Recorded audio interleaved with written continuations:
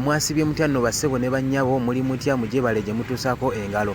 Amannya nze Sali Saki era nga mbaniriza wano ku Saki News UG YouTube channel. So nkusaba ggwe atanaba kubeera ng'osubscribinga ku Facebook genda obeere nga olikinga page yaffe ya Saki News UG. Kati ate wano ku YouTube kye nkusaba kwe kubeera nga olikinga video yaffe eno weba nga ekunyumidde, beera nga okomentinga oba obeere nga osharingirako n'emikwano gyo tubeere nga tutambulira wamu.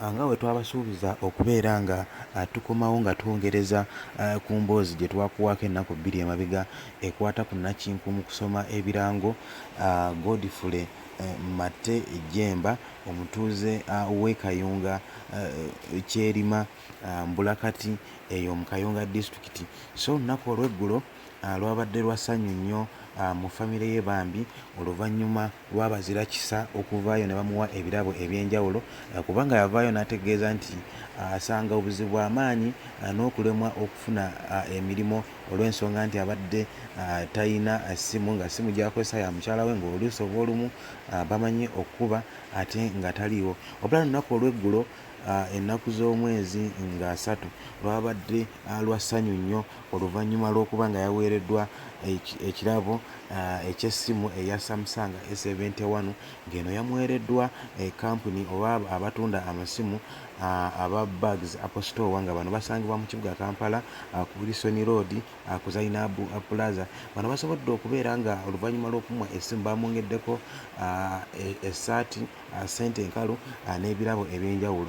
Wabula nga eyasinze mu bonna ye mubaka waabwe owa Bbaale Kawunti ng'ono muna NUP National Unity Platform Charles Tebandeke yasobodde okubeera nga yamuwadde ensawo za seminti ezisoba mu 10 zimuyambeko okubeera ng'amaliriza ennyumba ye ebadde tanaba kuggwa gy'asuubira okuyingira ndowooza mu mwaka guno 2022. Mu mbeera y'emu naye yasobodde okubeera ng'amwongera smartphone naye muyambeko okubeera nga awuliziganya naye n'okubeera ku kitimbagano abeere nga naye nga yenyigira mu mbeera eno eya digito kwegamba ebirango bye bibeere nga nabyo bifuke ebya digito.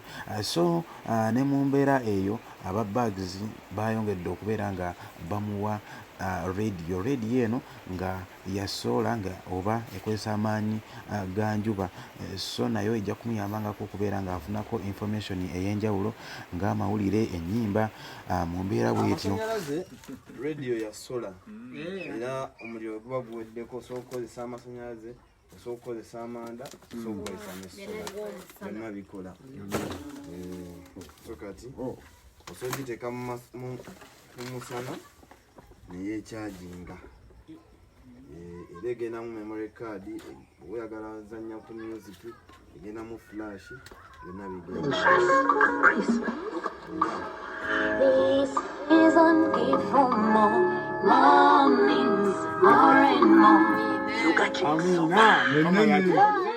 So abatuuze babadde basanyufu nnyo olw'enkata eno yasobodde okubeera nga ebakubibwa era ne basiima nnyo mwenna bannayuganda abasobodde okubeera nga mukoze kyamaanyi nnyo okupromotinga omwami ono ku mikutu gya social media nga Facebook, Instagram, era naye kennyini yavuddeyo n'abeera nga asiima nnyo ekyo kyonna kye mwasobodde okubeera nga mukimukolera era nga abantu bangi nnyo abakyeyongera okweyiwa mu maka g'omwami ono era banaaba nga basobodde okuba nga babaako kyonna kye bamuwa era tujja kukomawo tubeere nga tukikutegeeza.